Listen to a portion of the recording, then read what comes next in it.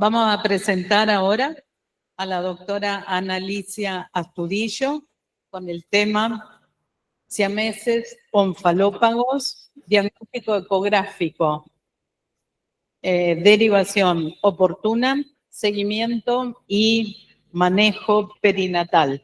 La doctora Astudillo es médica, ginecóloga y obstetra, es especialista en medicina fetal y está en el servicio del Hospital de Pediatría del Hospital Garrahan y está a cargo de la unidad de medicina fetal del hospital.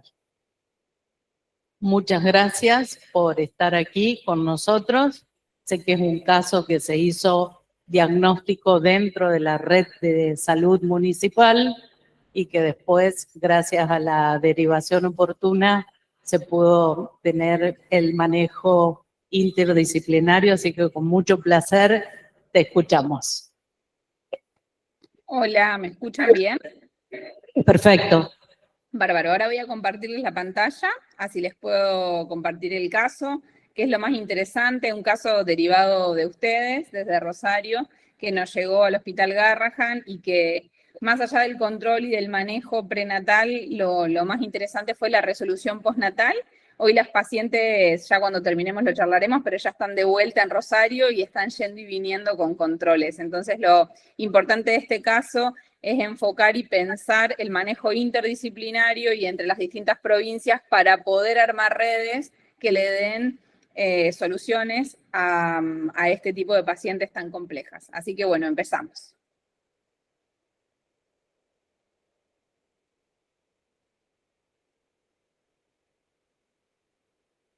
¿Están viendo mi pantalla? Sí. Bárbaro. Bien, vamos a charlar un poquito acerca de siameses onfalópagos. La idea es repasar primero un poquito los conceptos. El embarazo gemelar, cuando lo consideramos siameses, es cuando tenemos dos fetos que se encuentran fusionados por alguna región de su cuerpo. Por definición son monocigóticos, monocoriales y monoamnióticos, ¿sí? La epidemiología tiene una incidencia muy bajita, de 1 en 50.000 a 200.000 nacimientos. Tienen 60% de sobrevida al nacimiento, se produce mayormente en el sexo femenino, en razón de 3:1, y hay más incidencia en África y en el sudoeste asiático. La clasificación, ahora vamos a ver en fotos también, va a depender de la región anatómica que los fetos compartan, la parte ventral, la parte dorsal o la región lateral. En la clasificación del grupo 1 tenemos a los toracópagos que comparten el tórax y pueden compartir órganos o no torácicos, los cefalópagos que comparten la cabeza, los onfalópagos que lo que comparten es el abdomen, los isquiópagos que comparten la pelvis. Dentro del grupo 2 tenemos a los craneópagos que comparten el cráneo y los raquipipópagos que lo que comparten es la columna vertebral. Y en el grupo 3 tenemos los que son parapagos, que en general lo que tienen es tórax y abdomen compartido, y los parapagos diprósopos, que tienen como una forma un poco más compleja en su constitución, y a veces tienen los 4 miembros, a veces tienen 2. Y siempre depende la cantidad y cómo se formaron y en qué momento la división ocurrió. El diagnóstico es súper importante y diríamos que lo más importante acá es tratar de realizar el diagnóstico de estos pacientes cuando en el primer trimestre. ¿Por qué? Porque si en el primer trimestre hacemos el diagnóstico, tenemos chance de ofrecerle algún tipo de manejo diferencial del embarazo. Ahora ya más adelante vamos a hablar acerca de esto. Solo el 25% de estos bebés van a ser candidatos a una cirugía de separación, y esto va a depender fundamentalmente del sitio que compartan de unión. Por eso hay tantos casos de gemelares siameses que no se han separado, porque si los intentan separar y comparten órganos nobles o vitales, se mueren los dos gemelos. No hay posibilidad de vida de uno sin el otro. Es el caso cuando comparten órganos como el corazón, la vejiga, o tienen órganos muy que son muy importantes para el desarrollo vital, donde no se pueden separar. Distinto es cuando comparten sobre todo los onfalópagos, el hígado o el intestino, y son plausibles de ser separados. El 60% sobrevive a la operación, ¿sí? Y cuando también es importante rechequear en el segundo trimestre. Si nosotros tenemos un embarazo gemelar, bueno, obviamente habrá que hacerle más scans, pero en el segundo trimestre, en el scan detallado, ahí sí o sí lo deberíamos ver. Tendríamos que ver bien toda la anatomía del feto, hacer un ecocardiograma y obviamente el próximo estudio será la resonancia. Y el abordaje de estos pacientes empieza a ser multidisciplinario. Ya no lo maneja una sola persona, lo maneja un equipo mucho más grande. ¿Qué es lo que hace el equipo multidisciplinario? Intenta evaluar si son posibles de separación o no, porque eso le va a cambiar el pronóstico a estos pacientes y de eso también va a depender el counseling y el asesoramiento que le demos a los padres. Los siameses que sobreviven hasta el nacimiento se clasifican en dos categorías grandes, que son los que son separables y los que no. Los que comparten órganos vitales, lo que les dije, en general no se pueden separar porque si separamos y se muere uno, en general se muere el otro. Y esto genera dilemas éticos, sobre todo para el manejo quirúrgico de estos pacientes, porque la decisión final va a terminar recayendo sobre los padres, ¿sí? Muchas veces el comité de ética del hospital interviene, porque no es que el padre decide si se divide o no se divide, pero son casos muy, muy complejos para manejar. Los siameses generalmente tienen mal pronóstico, su tasa de supervivencia es total, o sea, contando todos los casos, es de 7.5, y solo el 60% de los que se separan logran sobrevivir porque tienen muchas complicaciones post-separación. En el asesoramiento, entonces, una vez que tenemos un embarazo gemelar de siameses, decir e informar que no es solo un embarazo de alto riesgo para los pacientes, para los fetos, sino sobre todo para la madre. ¿Por qué? Porque nos aumenta el riesgo de enfermedades metabólicas en el embarazo, de hipertensión gestacional, de diabetes, de atonía uterina, de hemorragia posparto, que la cesárea sea dificultosa y tenga más riesgo de complicarse, ¿sí? Porque hay que sacar a 2 pacientes. Entonces, la terminación temprana del embarazo es una opción segura y tiene mucho menor impacto emocional en la pareja de estos pacientes. En los casos de que la paciente se niegue y decida continuar, es muy importante el seguimiento por parte del equipo multidisciplinario, porque va a ser muy difícil el manejo, no solo de los gemelitos, sino también de la madre, y nosotros tenemos que velar por la salud materno-fetal. En el seguimiento tenemos que seguirlos como si fueran unos embarazos gemelares monocoriales, ¿sí? Hay que chequear la inserción de los cordones, que no estén cerca, que no haya anastomosis. Obviamente, lo que les decía, intentar ver esto en el screening del primer trimestre, hacer un scan temprano a las 16 semanas y cada 2 semanas tenemos que hacer scans y ecografías detalladas. Obviamente, ecocardiograma fetal, dependiendo si hay 1 o 2 corazones, hay que hacer ecocardio. Y a partir de las 28 semanas empezamos con el control semanal por el alto riesgo de complicaciones, tanto maternas como fetales. A partir de la semana 32, el control se duplica y se tiene que hacer 2 veces por semana. ¿Cómo se finalizan estos embarazos? Obviamente por cesárea, la bibliografía dice llegar a las 36, 38 semanas. Es muy difícil porque en general, como les comentaba antes, suele haber descompensación hemodinámica materna, pero idealmente no tendría indicación de nacer antes, así que hasta las 36 semanas se podría esperar. El nacimiento, obviamente, se tiene que hacer en un centro de tercer nivel, que tenga un equipo multidisciplinario con obstetras, especialistas en medicina materno-fetal, alto riesgo obstétrico si pudiera ser posible, neonatología, cirugía pediátrica, instrumentación, enfermería, servicio social, rehabilitación y el comité de ética. Le vamos a contar el caso de esta paciente, que obviamente es una paciente de ustedes, que nos llegó a nosotros, pero gracias a la red y gracias a que todos los efectores se fueron contactando, la paciente logró llegar al Hospital Garrahan, donde se le dio una solución, pero es una paciente oriunda de Rosario de 27 años, que era primigesta, que tenía antecedentes de hipertensión gestacional en tratamiento con labetalol, con un antecedente quirúrgico ella propio de un quiste sacrococcigio, con una edad gestacional del diagnóstico de 17 semanas y a la consulta de 29.1 semanas, y eran unos siameses onfalópagos. La seguían en la maternidad Marín de Rosario y nos hacen la consulta para derivarla. Tenían una ecografía obstétrica del 28/3 que informaba una edad gestacional de 26,4 semanas, una gesta monocorial, monoamniótica, con siameses onfalópagos, con placenta anterior y alta, cérvix cerrado y líquido amniótico adecuado. Con ambos fetos, cuando uno los veía, toda la anatomía del feto A y del feto B, que eran dos hermanas mujeres, del lado A era Ámbar y del lado B Pilar, que compartían a nivel de abdomen y pelvis el hígado fusionado a nivel de la línea media. Los Doppler eran normales, los cordones umbilicales eran 2, estaban normalmente insertados y el resto de los órganos no parecían tener compromiso. Ahora les muestro las fotos. Ahí podemos ver las imágenes de las caritas de los fetos, ahí podemos ver las imágenes de los corazones de los fetos y de los hígados, ¿sí? Ahí es donde se ve cómo comparten esa, si pueden ver ahí a nivel del Doppler, esa barra que pareciera de hígado, ¿sí? Que es justamente lo que los convertía en un embarazo gemelar de siameses onfalópagos, ¿sí? La resonancia fetal que se hizo y el 7/4 informaba a la semana 28 de gestación un parénquima hepático fusionado a nivel de la línea media, de extensión céfalo-caudal de 3.7 centímetros. Por debajo de ese parénquima se lograba visualizar en ambos fetos aisladas y delgadas asas de intestino distal, que parecerían ileal, con contenido meconial que alcanzaba la línea media. Si bien no impresionaba presentar continuidad, no terminaban de descartar si había o no compromiso del intestino. Debajo de la fusión abdominal se veía la emergencia de los paquetes vasculares umbilicales y lo que se veía era un vicio de posición cefálico del feto ubicado a la derecha, ¿sí? En relación al eje mayor de la columna vertebral. Como esto que nos daba la pauta, que bueno, como estaban enfrentados de caritas, uno de ellos miraba hacia un costadito. El resto de la anatomía era normal, no se constataba nada más, había una placenta que era de inserción baja, anterolateral izquierda, y que parecía llegar al orificio cervical interno con una normal cantidad de líquido amniótico.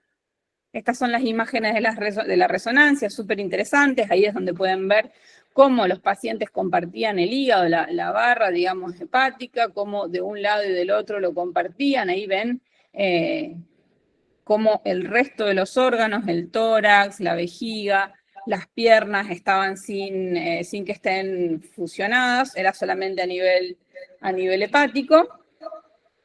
Y le hacemos una ecografía nosotros, donde obviamente lo que reconstatamos y rechequeamos en la semana 30 era que se compartía el hígado y las venas umbilicales contiguas, pero cada uno tenía la suya, ¿sí? No eran unos gemelos que presentaran síndrome de transfundido transfusor ni TAPS, y había una buena cervicometría. Se le hizo un laboratorio también, donde en el laboratorio lo que se ve en abril ya es que la paciente tenía algo de proteinuria positiva. Esta paciente obviamente fue derivada de Rosario, vino a Buenos Aires, la conoció el Hospital Garrahan en conjunto con el Hospital Argerich, que es la maternidad con la que trabajamos. Ingresó el 1/5 cuando llegó a la semana 31/3 con este embarazo gemelar, que originalmente era un triple monocorial monoamniótico, que tenía el feto 1 y 2 fusionados por la panza, onfalópagos, y el 3 detenido en el primer trimestre, perdón. La paciente ingresa a la guardia del Hospital Argerich con amenaza de parto pretérmino, más este diagnóstico de preeclampsia, que lo venía manejando con su medicación, pero que ya estaba por la proteinuria positiva. Tenía contracciones, 2 en 10 de 30, con el cuello sin modificaciones. La paciente había completado en abril la maduración pulmonar fetal, se le indicó en mayo, cuando reingresa a la guardia, un repique, y se inicia el primer ciclo de atosiban de 48 horas, para ver si era posible frenar el trabajo de parto, ¿sí? Se vuelve a hacer el segundo ciclo de atosiban y se empieza a planificar el nacimiento, porque veíamos que la paciente continuaba con contracciones. Se inicia el 5/5 la neuroprotección con sulfato de magnesio y se programó el nacimiento a las 12 del mediodía. En la última ecografía lo que se veía era que los fetos estaban en podálica, que pesaban el feto A 1,840 kg y el feto B 1,655 kg, y que la placenta estaba anterior, pero ya sin ser baja. La paciente ingresó al quirófano a las 13:30, se hizo la anestesia raquídea, una incisión mediana infraumbilical con prolongación periumbilical. Lo que tuvieron que hacer fue exteriorizar el cuerpo uterino y hacer una histerotomía corporal y fúndica para poder sacarlos, porque estaban en podálica, entonces era muy compleja la extracción con una cesárea, con una histerotomía común a lo Moon-Rocker. Entonces se hizo una incisión fúndica, y nacieron ambas niñas por su polo cefálico, las dos con un Apgar 7-8. Ahí pueden ver las imágenes de la cirugía que se hizo en el Hospital Argerich, donde lo que se hace es, ven, el útero se lo exterioriza y se hace la incisión fúndica para sacarlas a las dos niñas por ahí, ¿sí? Ahí están. Y ahí estas son nuestras pacientes que cuando nacieron, después del nacimiento, fueron trasladadas al Hospital Garrahan y donde empezaron con todo su proceso de, sobre todo, crecimiento y lograr un peso adecuado para poder ser separadas, ¿sí? Muchas gracias.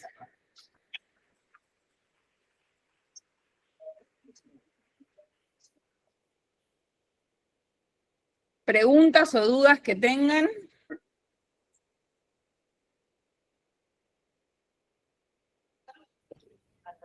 Muchísimas gracias, doctora. A la doctora, ¿alguna pregunta puntual? ¿Las bebés ya fueron operadas? Sí, las bebés ya fueron separadas antes de los 6 meses con una separación que fue exitosa.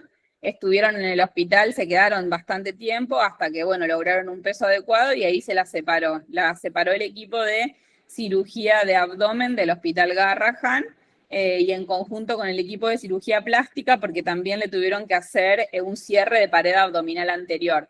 No era solo la sección y separación del hígado, sino también la reconstrucción de las paredes, de ambas paredes anteriores. Perfecto, o sea que está para la publicación. Sí, las pacientes están bien, están en casa, están ahora ambulatorias, volvieron a Rosario y vienen a los controles pertinentes con la gente de cirugía, con la gente de hepato, bueno, tienen sus controles, ¿no? Pero ya volvieron a Rosario. Analicia, ¿qué tal? Débora, ¿cómo te va? La pregunta, digamos, para la cirugía de las bebés, ¿cuánta cantidad de expertos se necesitaron para lograr esa cirugía? Una cirugía muy grande porque se necesitaron, como te digo, 2 equipos. Había creo que aproximadamente 25 personas en el quirófano o más. Fueron 2 equipos de hepato, o sea, 2 equipos de cirugía abdominal y hepática, y 2 equipos de cirugía plástica, porque después, o sea, una vez que uno separa los hígados y la hemostasia está bien, hay que cerrar esas paredes con el defecto, porque las pacientitas, las 2 tenían un defecto bastante grande, ¿sí? Bien, y la otra pregunta de lo que vos pudiste estar en todas esas discusiones allá, el tipo de maternidad que necesita para que tenga un nacimiento seguro en función de la experiencia de siameses. Digamos, si necesitan ser maternidades que tengan terapia intensiva. Sí, por supuesto, es una maternidad 3B. De hecho, nosotros en Garrahan, que programamos las cesáreas de las pacientes con hernia diafragmática, esta paciente lo habíamos pensado en un primer momento, si llegaba bien, sin hipertensión, que nazca en Garrahan, pero no era una paciente candidata porque no es una maternidad 3B. Necesitamos terapia intensiva por lo menos las primeras 48 horas para poder, por si pasa algo, tienen más riesgo de atonía uterina, de sangrado, de preeclampsia. O sea, esta paciente ya era hipertensa.